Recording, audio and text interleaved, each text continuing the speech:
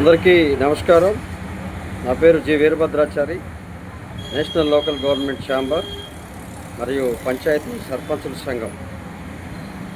ముఖ్యంగా కూటమి ప్రభుత్వం ఏర్పడిన తర్వాత పంచాయతీరాజ్ శాఖ మంత్రిగా, ఉప ముఖ్యమంత్రిగా పవన్ కళ్యాణ్ గారు పదవీ బాధ్యతలు చేపట్టిన తర్వాత స్థానిక సంస్థల ప్రజాప్రతినిధులు మరియు గ్రామ పంచాయతీలు గంపెడు ఆశలతో పవన్ కళ్యాణ్పై ఆధారపడి ఉన్నాయి. గంపెడు ఆశలతో ఎదురు చూస్తున్న నేపథ్యం కనపడింది. కానీ రాను రాను పవన్ కళ్యాణ్ గారి సారథ్యంలో ఆ యొక్క ఉపాధి హామీ పనుల నిర్వహణ కార్యక్రమాలు తప్ప మరొక పంచాయతీ వ్యవస్థ బలోపేతానికి చేసిన చర్యలు కనిపించకపోవడంలో నిరాశకు గురవుతున్న పరిస్థితులు నేడు నెలకొని ఉన్నాయి.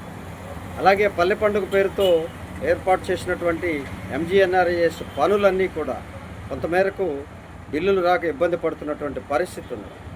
అలాగే గ్రామ పంచాయతీల్లో కనీస వసతుల కల్పన కోసం, అలాగే 15వ ఆర్థిక సంఘం నిధులు సకాలంలో విడుదల కోసం, గ్రామ పంచాయతీలు ఆర్థికంగా బలోపేతం అవడం కోసం తీసుకుంటున్నటువంటి చర్యలు కూడా ఏమీ లేకపోవడం వలన ఆంధ్రప్రదేశ్ పంచాయతీ సర్పంచులందరూ కూడా నిరాశగా నిస్పృహగా ఉన్నారని చెప్పడంలో ఎలాంటి సందేహం లేదు. అలాగే ఎన్నికలకు ముందు గౌరవ అప్పటి ప్రతిపక్ష నేత, నేటి ముఖ్యమంత్రి చంద్రబాబు నాయుడు గారు సర్పంచ్ని గ్రామానికి రాజుగాను, ముఖ్యమంత్రిగాను ప్రకటిస్తానని అది ప్రకటించినటువంటి వాగ్దానం ఇంత మటుకు నెరవేర్చకపోవడం కూడా ఈ యొక్క నిరాశకు గురవుతాం. అలాగే మరో 5 నెలల్లో ఈ యొక్క పాలకవర్గాల పదవీ కాలం పూర్తవుతున్న నేపథ్యంలో వారి పదవీ బాధ్యతలు వదిలిపెట్టేటువంటి దశలో కూడా వారికి కనీసం ఇప్పుడు ఉన్నటువంటి 3,000 రూపాయల గౌరవ వేతనం కూడా అందలేదు. అలాగే 10,000 రూపాయలు చేస్తానటువంటి చంద్రబాబు నాయుడు మాట కూడా ఇప్పటికీ నెరవేరకపోవడం దురదృష్టకరం. ఏదో చేస్తున్నాం, సూపర్ 6, సూపర్ హిట్ అంటూ పంచాయతీలకు మాత్రం ఒరిగిందేమి లేదనేది గ్రామ పంచాయతీ వ్యవస్థలో ఈరోజు కూటమి ప్రభుత్వం ఏర్పాటులో నాటి జగన్మోహన్ రెడ్డి పంచాయతీరాజ్ వ్యవస్థని అన్యాయంగా నిర్వీర్యం చేసిన పరిస్థితులకి ఈ కూటమికి సహకరించినటువంటి సర్పంచులకు మాత్రం ఏమీ అనుకోరలేదు.